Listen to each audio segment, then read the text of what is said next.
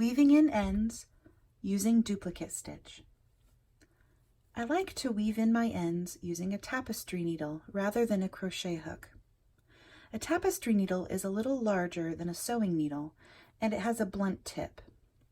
I prefer these because you can be very precise with where you put your stitches. First thing to do is to thread the needle.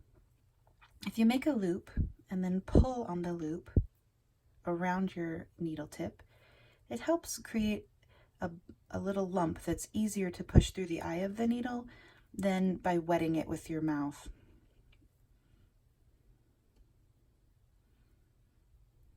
This is a small tapestry needle for thick yarn, but they come in a variety of sizes. So the next thing to do for using duplicate stitch is to look for the flow of a strand of yarn. We know that on this side, that when you knit the stitch, that the yarn here, we're going to follow this path of the yarn here, and it comes up through the center of this stitch, around the back of that stitch, back down around this stitch, back up around. So we're going to follow that. Now you can either weave in your ends looking at the front if it's easier, or looking at the back. I'll show the first one looking at the front so you get the hang of it, and then we'll do the other one on the back. So I'm going to bring the yarn up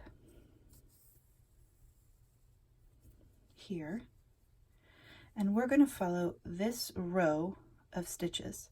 So the yarn comes up, it goes around the back, and try to match your tension with the tension of your fabric. Next, it comes down, and what we're following now is this little loop of yarn. So we're going to go down, and then it comes up, goes behind here,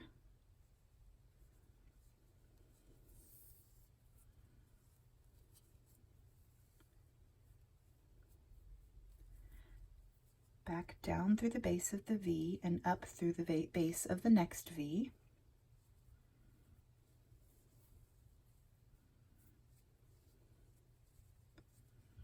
Okay, so then it goes, we're at the base of this V, it's going to come around, go back down through that V, come up at this V, go around, back down at the base, come up at the base here.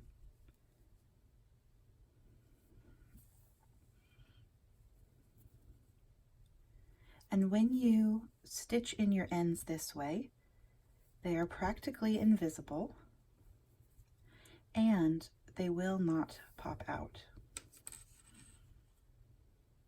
So once I've worked across several stitches, I'm just going to move this over to the back and kind of work through half of a stitch and then snip it off nice and close.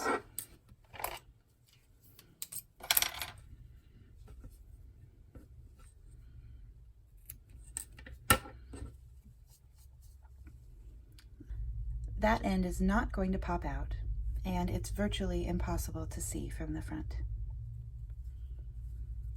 If you're doing duplicate stitch on the back, you'll follow the same pattern. It's just looking at a different side of your stitches. So we thread our needle.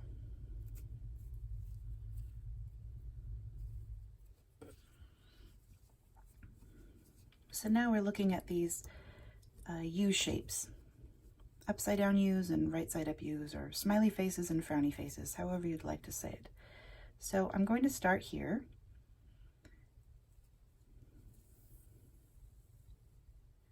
Okay, so we're going to follow this line of stitches here. To start, we'll do a smiley face and then insert the needle through these two bumps, and then frowny face, and then through this bump, and then back down through the same bump that we started in. And then smiley face this way, frowny face this way. So we'll start here, smiley face, up through 2 bumps.